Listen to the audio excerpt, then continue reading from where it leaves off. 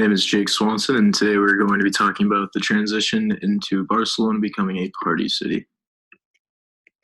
So, just a breakdown of the things I'm going to be talking about. We're going to start with the Franco regime, then move on to the death of Franco, then the youth's reaction to Franco's death, then the hippie movement that buds off of that, important elements of the hippie movement, and the aftermath of it.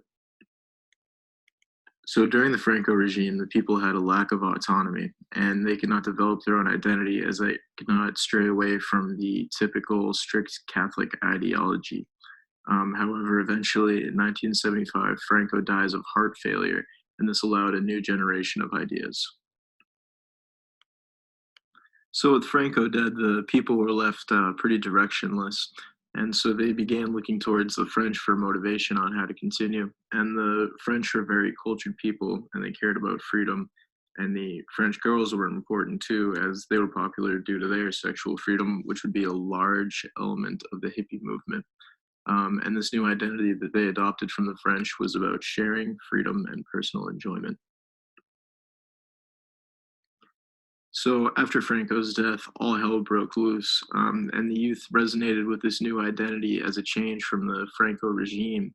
And it was also helpful for them as the Franco regime was not as ingrained in their memory as they were younger.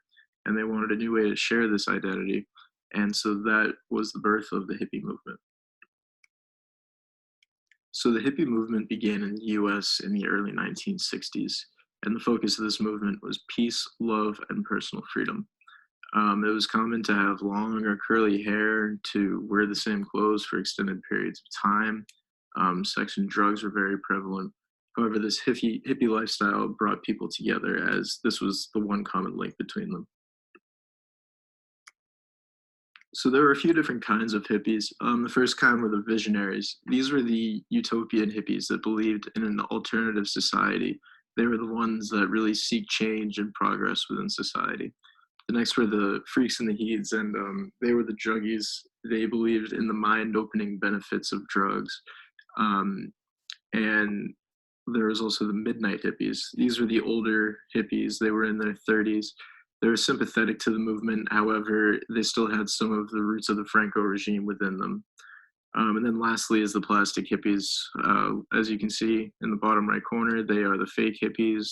It's more of a fad to them. They kind of just dress in the hippie clothing and appropriate that culture. So the housing that they were living in, it was essentially a hostel, kind of like something you can see in the image to the right. And this provided a way for lots of different cultures to come together, and also a breeding ground for sexual freedom and drugs. One of the large elements of the hippie movement was the comics. These were comics that were directed towards the youth. They were based off of what the underground hippies saw, and there was a large focus on nonstop partying, drugs, and sex, and it was meant to be funny and relatable to the youth. However, it still dealt with social and political subjects. Another large element of this youth's new identity was sex, and the housing had a large influence on this. It was common for people to experiment with the same sex in these housings, and Okanya had a large influence on this. So Okanyo was a trailblazer for sexual experimentation as well as expression of your sexuality. And he broke down barriers in these aspects, and he wanted to send the message that it's okay to be yourself and express yourself in any way that you want. And he's famous for walking La Rambla, flashing people to make that point clear. And he eventually grew a following for what he was doing. Some of the popular drugs during the hippie movement include marijuana, which was seen as a light drug and it represented freedom and being mellow. Some of the other drugs were acid and other psychedelics of the sort that were meant to be more reality altering and mind opening. So, these hippies could envision a new society. And the last one is heroin.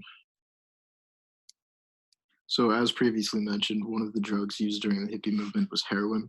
Originally, the hippies said no to this drug as they thought the government wanted them to do it to get rid of the poor people on the streets, as this is a much stronger, more dangerous, more addicting drug.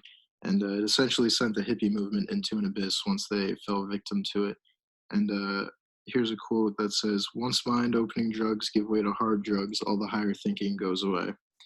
And lastly, this allowed the media to paint hippies in a bad way, which is a theme that we also saw in My Brother's Gun.